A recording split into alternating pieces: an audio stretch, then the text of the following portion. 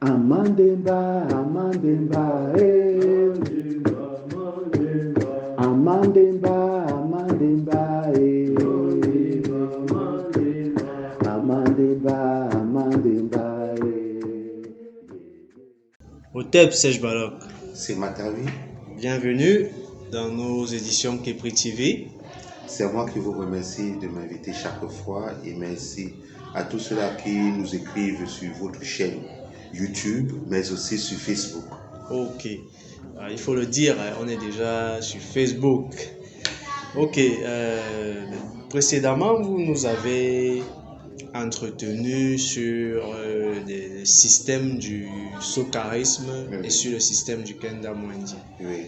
Donc, et des éléments que nous avons retenus, ce qui fait le thème d'aujourd'hui, qui est le multi-espace de vie à travers les sphères d'intégration, nous vous demandons de pouvoir nous faire un bref rappel sur ces deux systèmes-là, qui sont le Kenda Mwindi et le socarisme. Voilà. Nous avons vu la dernière fois que tout vient de la source primordiale de toute chose qui émet la lumière.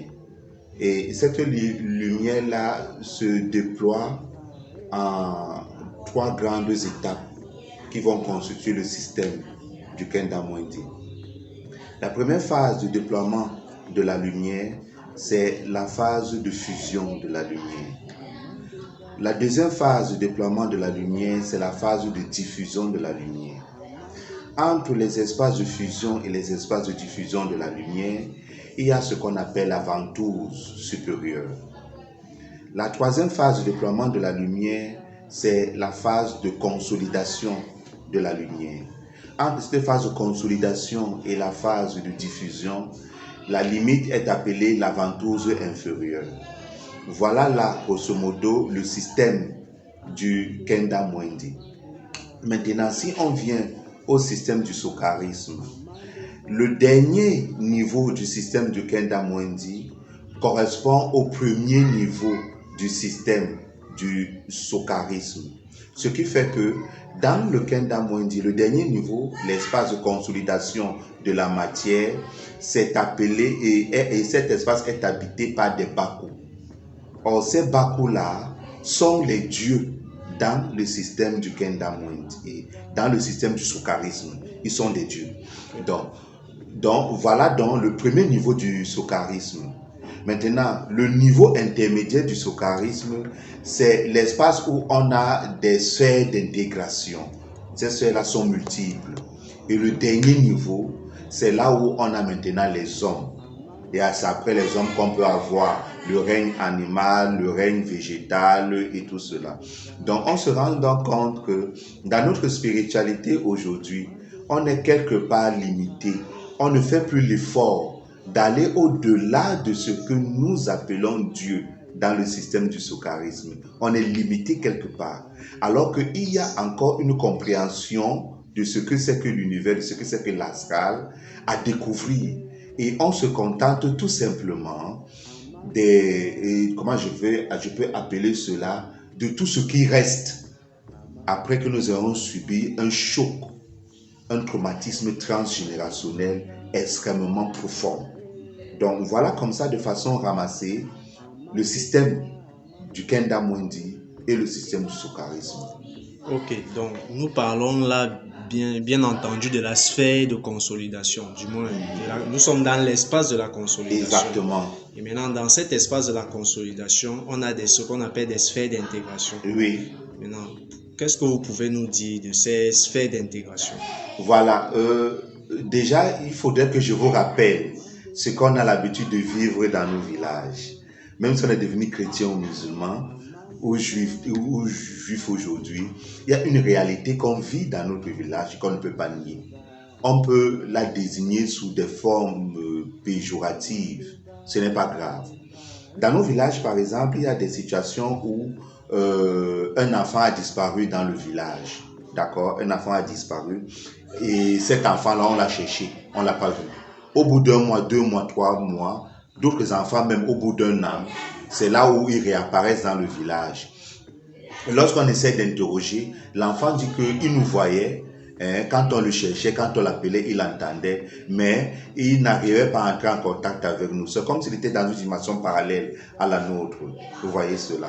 Et il y a même des grandes personnes qui ont eu ce phénomène. Des chasseurs qui sont allés dans la forêt et c'est comme s'ils avaient traversé un espace. Ils se sont retrouvés dans un espace parallèle. Ils ont vu d'autres personnes, d'autres habitations, etc., avec des maisons. Donc, à force d'écouter ces témoignages-là, on s'est rendu compte qu'il y a un monde, je ne voudrais pas utiliser l'expression monde parallèle, je ne sais pas à quoi est-ce que cela renvoie. Il y a un monde qui se superpose au nôtre, à notre village, à notre ville, et ainsi de suite, qui se superpose au nôtre, et on se rend compte que nos défunts, nos personnes qui décèdent dans notre village, on le retrouve dans ce village-là. Est-ce que vous voyez? C'est dans ce deuxième village qui appartient à la sphère immatérielle qu'on appelle donc sphère d'intégration ou communauté intégrée. Il est structuré, ce village-là, structuré exactement comme le nôtre.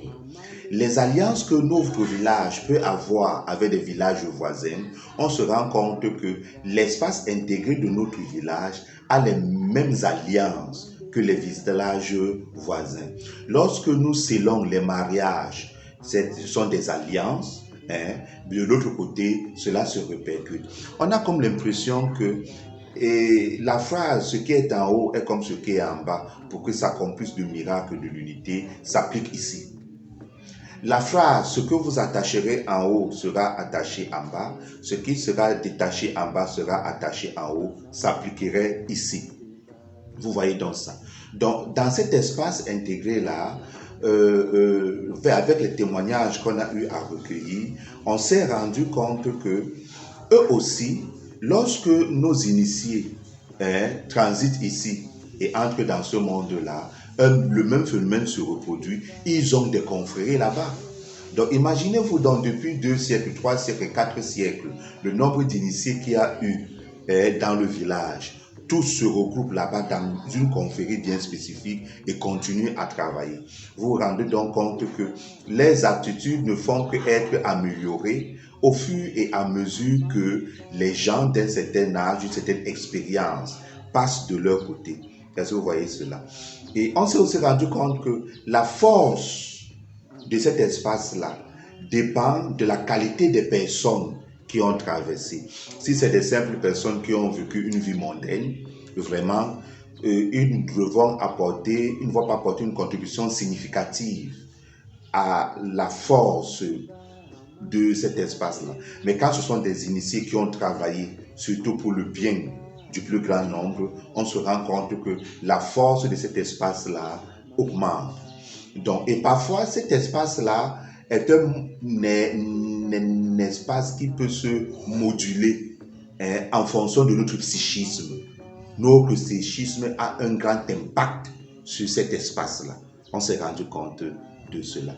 Donc, c'est ça qu'on a appelé espace d'intégration, sphère d'intégration. Et on se rend compte que c'est un espace de félicité. Au premier abord, c'est un espace de félicité. C'est les autres vont appeler paradis. Vraiment un espace de repos pour ceux qui ont vécu ici. Là. Donc, on n'a pas vu l'enfer quelque part. Vous voyez cela, on n'a pas vu l'enfer quelque part. Ok, donc vous avez donc parlé du psychisme, Oui. Du caractère modulable de ces espaces Oui. d'intégration. Mais est-ce que vous pouvez nous dire comment ils se constituent? Est-ce que vous avez des cas, des exemples? Voilà.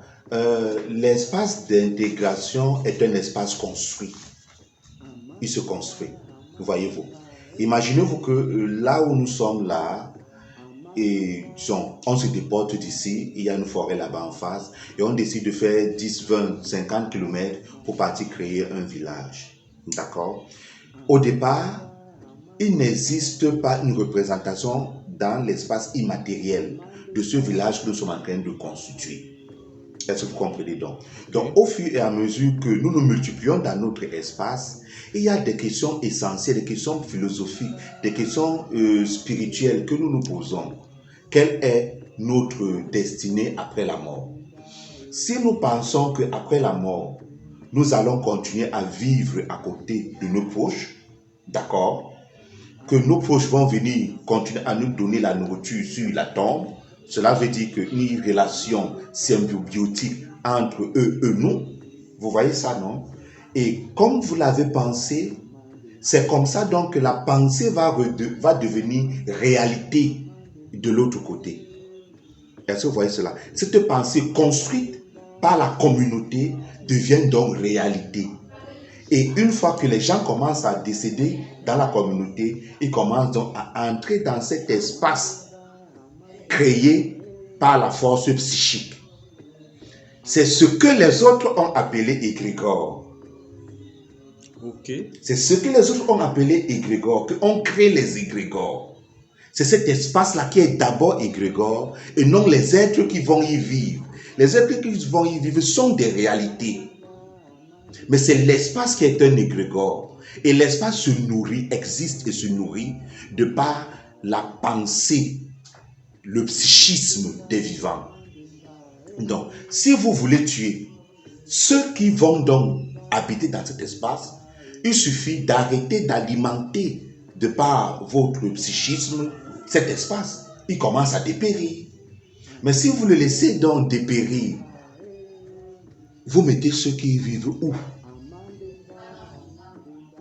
Vous voyez la conséquence? Quand un Africain pratique une religion étrangère, il ne se rend pas compte. Il tue ses ancêtres parce qu'il ne concourt plus à nourrir avec son psychisme ces espaces-là. C'est pourquoi à un moment donné, il faut s'arrêter lorsqu'on va au village, essayer de prendre tout son temps nécessaire, se calmer et envoyer des meilleures pensées à tous ces défunts-là qui sont de l'autre côté. Cet exercice-là seulement concourt à les revitaliser et à revivifier l'espace d'intégration et qui acquiert un nouveau rayonnement. Et puisqu'il est vivifié, plus ceux qui habitent cet espace-là ont la possibilité de s'approcher de vous pour vous venir en aide. Et l'offrande constante que vous leur apportez va maintenant déterminer la qualité de la communion que vous avez avec eux. D'autres vont dire la qualité de la communication. La communication est un type de communion. Mais je dis la qualité de la communion que vous avez avec eux. Vous voyez donc. C'est pourquoi on dit que le rapport en Afrique entre les vivants et les morts est une relation symbiotique à bénéfice réciproque. Nous leur envoyons de l'énergie, nous leur donnons à manger, ils mangent l'essence de la nourriture, ils se revigorent et en retour, ils viennent nous apporter de l'aide dans des difficultés que nous traversons. Pourquoi nous les sollicitons? Parce que, étant de l'autre côté, ils ont la possibilité de voir plus loin que nous, et de nous prévenir des dangers à venir qui ne sont que parfois des probabilités. Mais lorsque la valeur commence à tendre vers 1, donc à ce que ce soit des réalités, ils nous préviennent. Ok. Donc, dans cette relation symbiotique donc, entre les vivants et ceux qui sont dans ce monde immatériel qu'on appelle l'espace d'intégration, Oui. est-ce à dire donc, ou bien se pourrait-il que tous les vivants qui décèdent dans ce village matériel vont par défaut dans ce village immatériel? Est-ce à dire? Voilà. Ça, c'est la règle générale. Là, c'est la règle générale. Maintenant, il y a plusieurs éléments qui vont intervenir. Généralement, le lien de sang. D'accord. Est-ce que vous êtes un natif de ce village-là pour entrer dans cet espace d'intégration? Si vous n'êtes pas natif de ce village-là, les rites qui vous ont fait doivent vous faire entrer dans votre espace d'intégration. Vous voyez ça? Première des choses. Deuxième des choses, vous pouvez avoir votre maman qui est originaire de ce village. Le problème va se poser. Si votre maman a été dotée, vous ne pouvez pas entrer dans l'espace d'intégration du village de votre maman.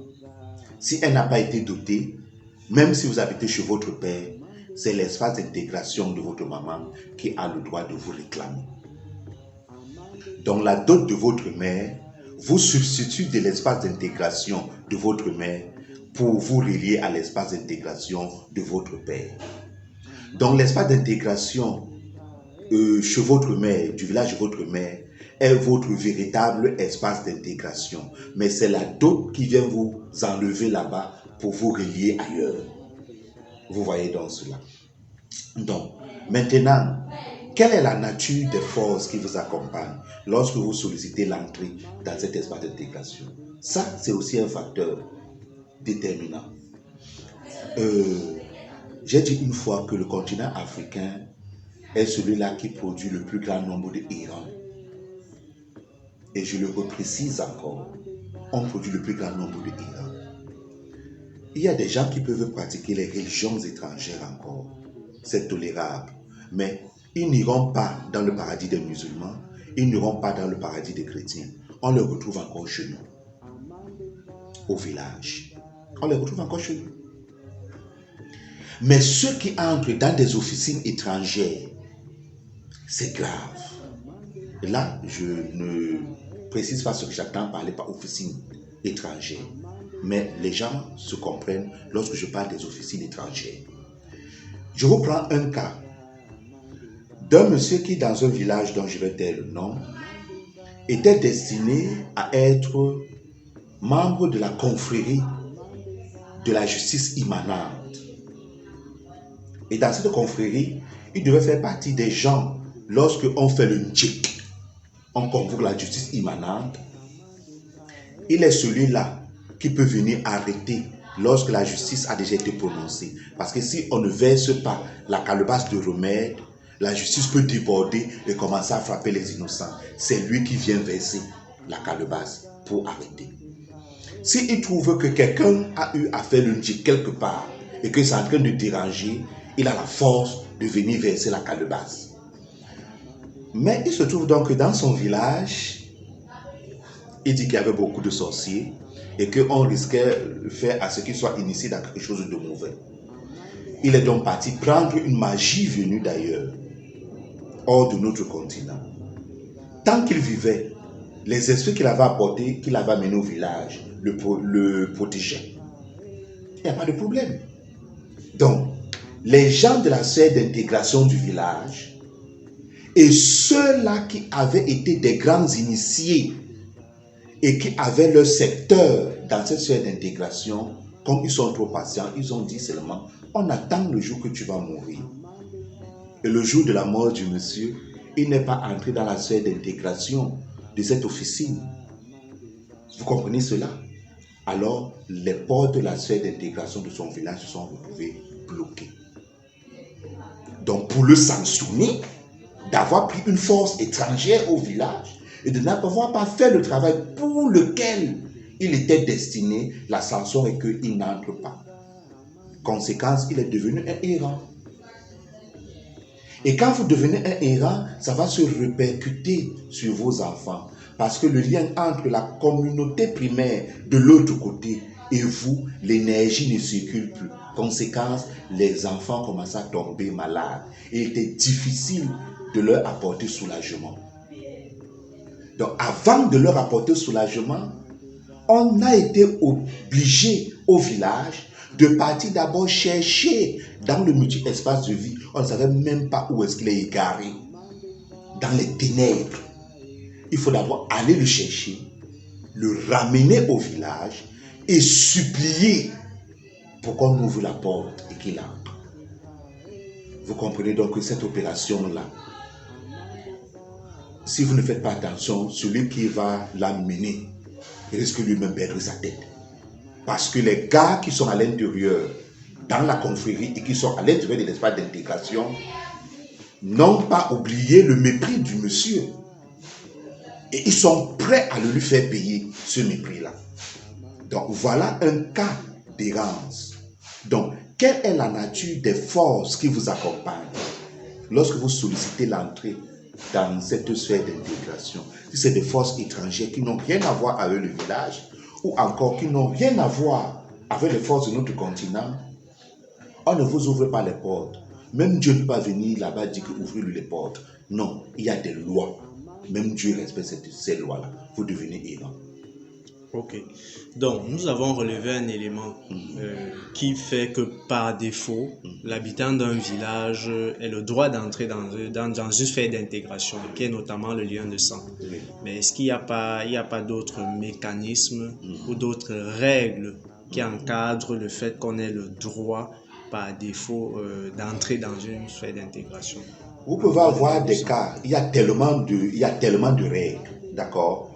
Vous pouvez être quelqu'un qui a par exemple été chassé dans son village. N'oubliez pas, si vous êtes banni de votre village, vous êtes banni de la sphère d'intégration. Vous ne pouvez pas y entrer. D'accord? Là, c'est une loi. Vous ne pouvez pas y entrer si vous êtes banni. Du village physique, même du village immatériel, vous serez banni. Maintenant, si vous êtes intelligent, allez dans un autre village, peut-être très loin, où on ne connaît pas le méfait que vous avez posé et qui a entraîné le bannissement, parce que c'est la sanction la plus élevée. On n'a pas de prison chez nous. Mais on sait que si tu as opté de tuer les gens, on te dit une fois arrête, 2 fois arrête, tu fais que faire couler le sang. La sanction extrême, c'est que nous te bannissons du village. Et c'est quand tu vas mourir que tu vas ressentir ça. Dans ton esprit, j'allais dire dans ta chair, mais dans ton esprit, tu vas ressentir ce que nous t'avons donné comme sanction. Alors, allez très loin, là où on ne vous connaît pas, suppliez qu'on vous accepte dans ce village que vous aurez choisi et commencez à œuvrer pour le bien là-bas. Parce que vous allez les supplier pour qu'ils vous fassent devenir natifs de ce village. Il y a des rites pour vous faire devenir natif d'un village qui n'est pas le vôtre. Il y a des rites que nous faisons. Et ces rites-là sont différents d'un village à un autre. Et une fois qu'on vous a fait devenir natif, en vous faisant ces rites, les interdits, les us, les coutumes, tout ça, ça peut vous frapper. Déjà. Alors que quand on ne vous a pas encore fait ces rites, ça ne peut pas vous toucher. Donc, à partir de ce moment-là, il y a la possibilité d'intégrer leur sphère après la mort. Bon, maintenant, pour élément de sortie un peu, mais qu'en est-il de la relation avec Dieu? Parce qu'on a parlé des sphères d'intégration qui sont une construction de notre mental, une projection du paradis qu'un village sur le plan matériel peut avoir, sur le plan de l'immatériel. Mais est-ce qu'il y a une perspective d'élévation dans ces sphères immatérielles-là, ou de relation avec Dieu, d'atteindre Dieu, de toucher Dieu dans ces sphères? D'accord. Dans ces sphères, il y a l'idée de l'élévation. Mais le souci, c'est la conscience. Imaginez-vous quelqu'un qui a vécu sa vie mondaine et qui se retrouve là-bas. Il va continuer cette vie mondaine-là. Donc, il n'a pas pris conscience qu'il y a un travail spirituel à faire pour quitter ce stade-là et évoluer vers les stades supérieurs. Il n'a pas pris conscience. Et on se rend donc compte qu'il n'y a que des initiés, ceux qui ont été initiés sur ce plan et qui se retrouvent là-bas, qui ont la possibilité donc de continuer le travail initiatique avec l'espoir d'évoluer. Vous voyez donc ça. Maintenant, il y a aussi un autre évoluer, et peut-être à un moment donné appartenir non plus à une sphère d'intégration, mais à la sphère des Bakou.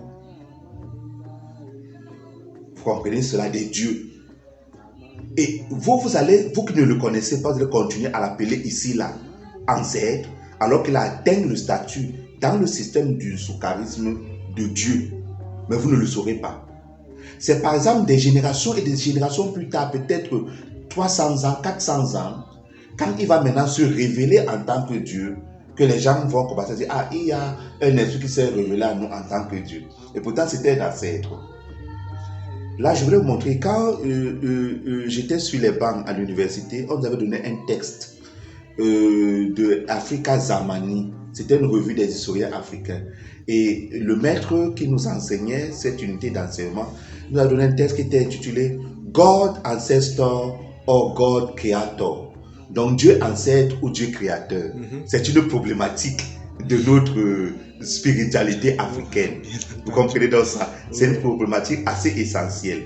Donc, maintenant, il y a même certains, parce qu'ils ont fait un travail suffisamment important dans la communauté, leur niveau ne leur permet pas d'entrer dans la sphère d'intégration.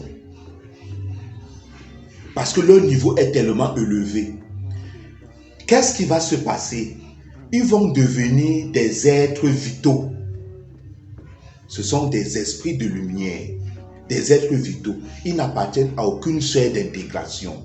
Ils sont dans l'astral, travaillent librement. Et il faut maintenant qu'ils expriment un besoin de lumière.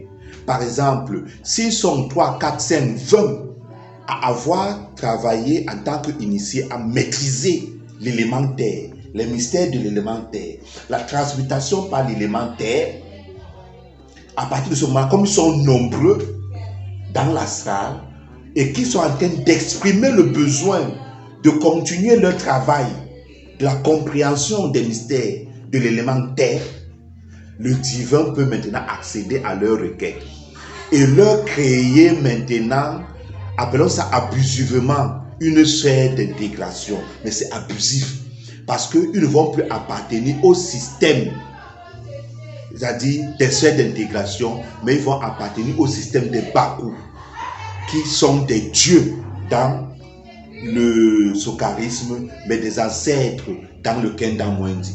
On peut maintenant les créer une sphère où ils vont donc habiter. Ces sphères d'intégration-là, ça peut être étendu comme la planète Terre. Vous pouvez être 40 personnes seulement. De l'autre côté, tu as la verdure, tu as tout ce que tu veux. C'est vous qui construisez les temples avec votre psychisme. Et quand vous arrivez dans leur temple, pour ceux-là qui sont arrivés à ce niveau-là, c'est vraiment beau.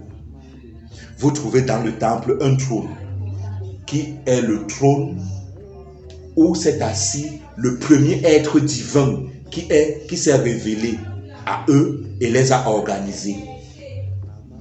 Et il a quitté le trône, le grand prêtre qu'on va désigner dans cette sphère-là, c'est lui qui va s'asseoir là. Et on va lui donner tous les pouvoirs nécessaires, toutes les aptitudes nécessaires pour guider donc cette petite communauté qui est en train de se construire. Et comme ça, toute personne, je vous ai pris le cas des gens qui ont travaillé pour la maîtrise de l'élémentaire, toute personne sur la terre qui va atteindre un niveau extrêmement élevé de cet élément pourra intégrer dans cette nouvelle sphère-là.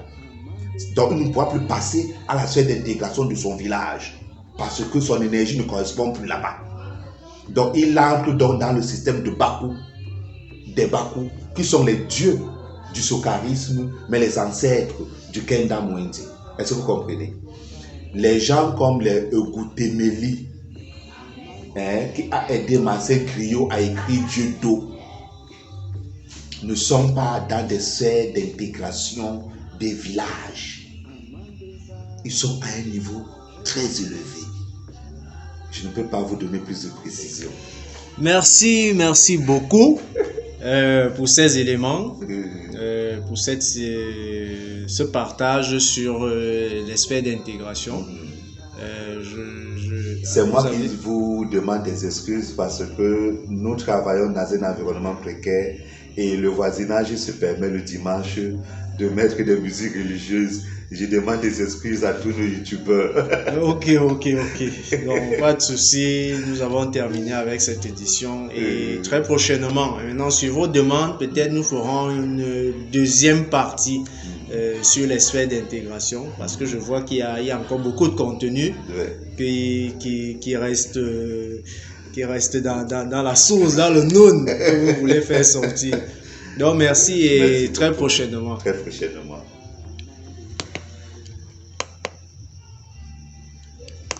Akandemba, akandemba.